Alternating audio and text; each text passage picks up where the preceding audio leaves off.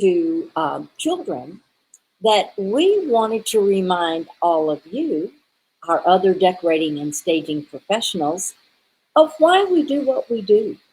And about 5 years ago, I created this book called If These Walls Could Talk, but I didn't create it by myself. I reached out to all of you guys out there to say, tell me your stories.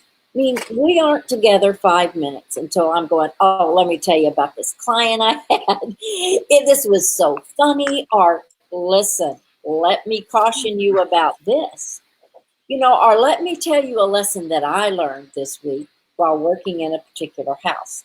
So, all of these stories help all of us, whether we've been in this forever, like Sandra and I have been. Hi, Sandra. By the way, I'm Carol Hi. Bass down here in Nashville, and that's Sandra out there in Arizona. You're getting pretty high degrees out there today, right?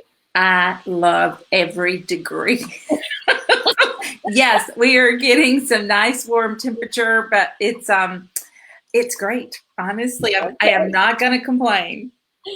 Well, great. I mean, today's a pretty day here in Nashville, too. But anyway, so we had decided that while everybody was reading stories to everybody else, hey, listen, let's read stories to you guys too. So now Sandra and I did this a couple of weeks ago, but because of my deep knowledge of technology, it didn't go very far. It kind of went up about this far and fell down. So we decided, because we did some of the funny ones, that we would do it again. This is an encore, so to speak. And so I've learned a little bit in the last 3 weeks, so I think we can get it out there to you. So Sandra, I know when I read your stories, I thought they were hysterical. And so I said, let's just read what we read last time because they were truly funny. So I'm going to pitch it over to you, and you want to Okay. share your story on If These Walls Could Talk. Okay, so I just want you guys to know that I did suggest that if Dolly Parton can hang out just in her bed and read hers, that we should, just go hang out. I did not give Carol enough time for that memo, and she's like, no, we did good to get this up this time. So let me start by saying that, having an offer like this is the perfect opportunity for you guys to get your name out there again. In fact, Carol, I don't know if you mentioned this last time. Let me make sure it's not a glare. You get the opportunity to feature yourself on the back of the book. And I mean, that's a great little thing for your clients, especially if you have told their story. And I do always recommend to change the name of your client to protect Oh, the yeah. innocent, as you will soon hear from my stories. So that was something I did not realize, that my story was going to be one of the first ones, and thank goodness I had not included any names. So okay, I'm going to kick it off. So I'm not going to tell you the name of my story. I'll let you hear that at the end.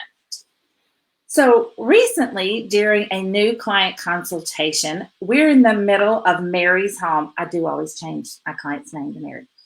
We're in the middle of Mary's home tour when she's sharing valuable information about her style, her likes, her dislikes, her favorite color, the budget, and the ideal time frame.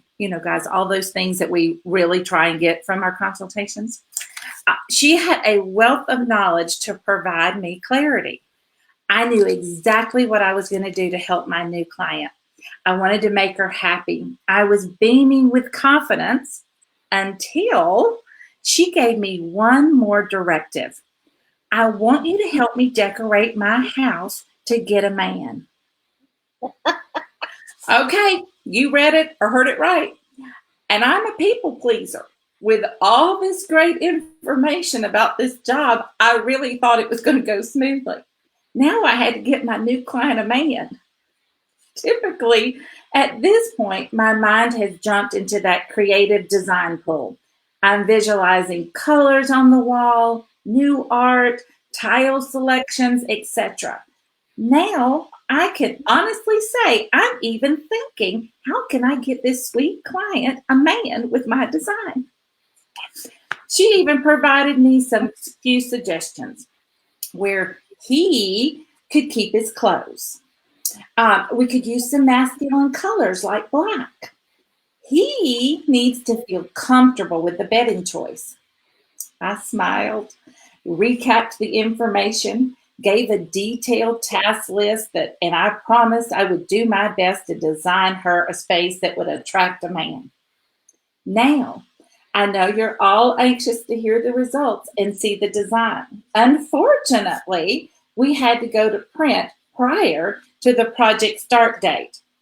If after completion there are wedding bells for my clients, I promise an update. Decorating to get a man. Think about it. What a great marketing campaign. I know. I mean, we're always looking for a new twist. So now that so is there any update? Well, we did such a good job of decorating that house that the house sold. And so then I got to decorate her second home. And it may be a good thing that it sold before she got a man, because at the second house when we decorated, my directive did not include that. So I'm sure, a good date would be good, or, a rich boyfriend. I don't know. But so that was my project. And guys, you know how we go on these consultations and your brain is spinning and you're trying to kind of, sometimes you're so focused on gathering that information that you really don't get to the task. But I mean, I really did appreciate her tips. I'm thinking we do need to use some masculine and feminine features and elements in the space, not incredibly straight lines, but add curves for her. And I mean, literally, I was getting her a man. So that was my first story. But again, I always use Mary for my client's name. Oh, and mine's Helen. And Carol's is Helen. Okay. So, but you were going to share one more with us. You want me to share it now? Okay. Go ahead and share that one now, and then I'm going to share a quick one. We're doing funny ones today. So, yes, go ahead, Sandra. I want to hear this next one. Okay. So the title of my next story is I'm Afraid to Ask. And I'm sure you, right now, if you've been in business if you've been in business more than a minute, you probably have a story that's popped into your brain.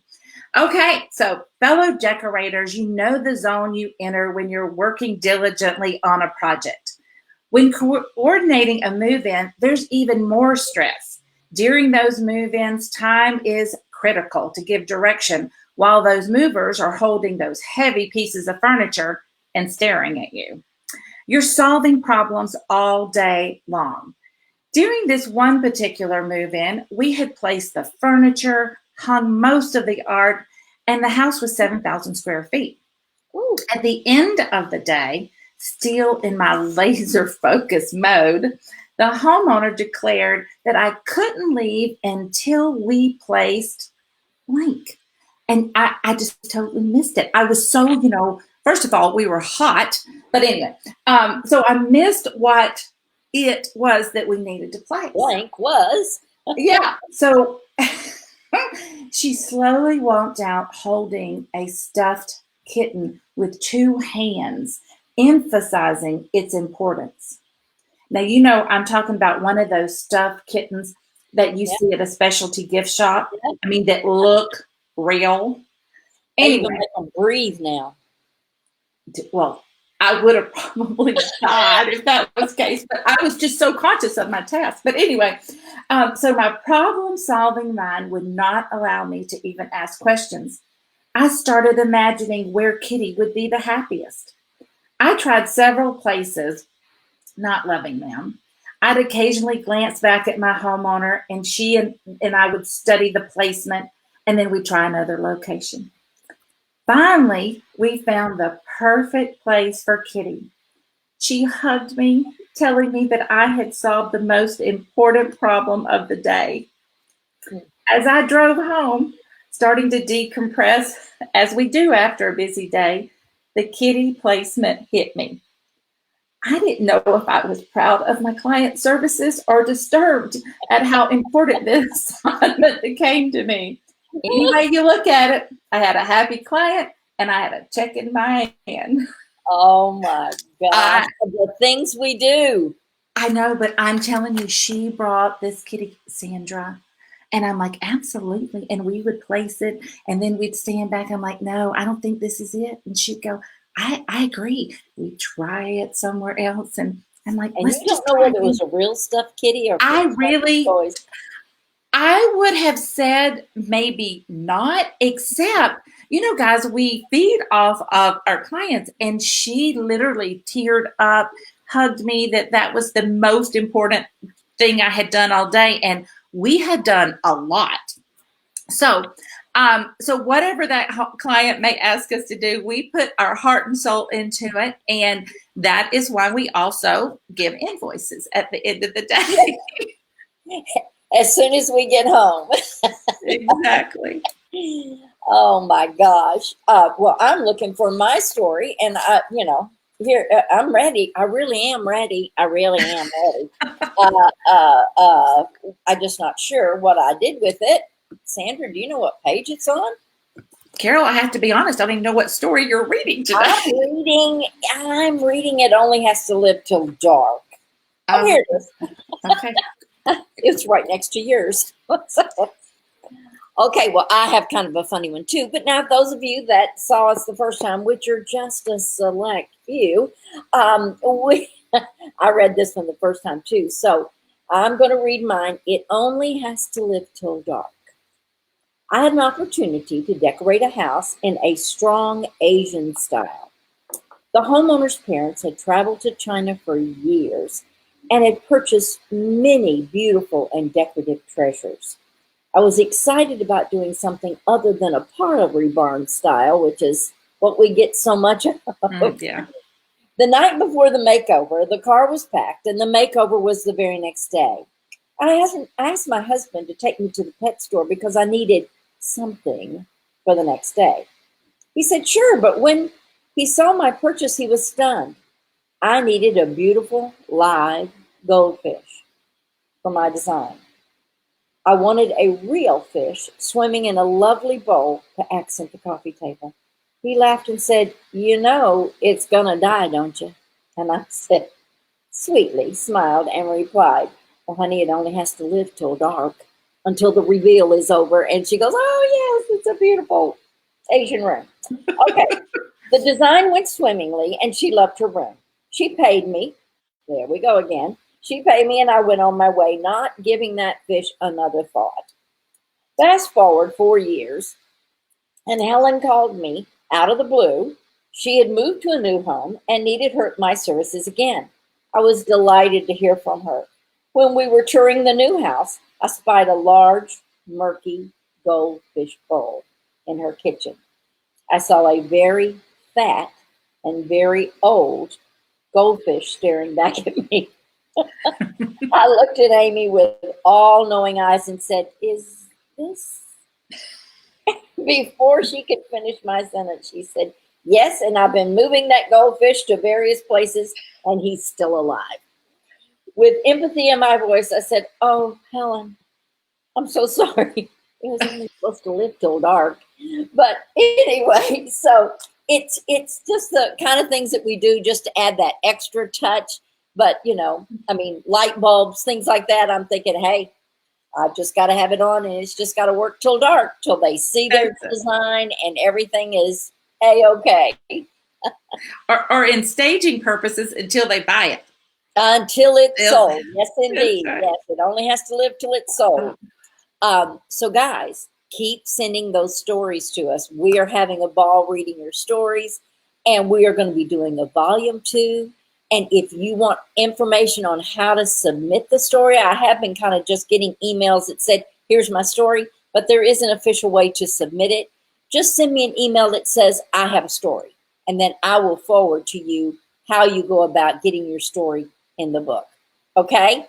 So And if they want to know, go ahead. If they want to know more, can't they go to your website to author, or I want to be an author? What's the name of your page? Well, actually, it's a hidden page, and so I just send them the page. So I'll send you the page from my website that says how to get the information on to do the story.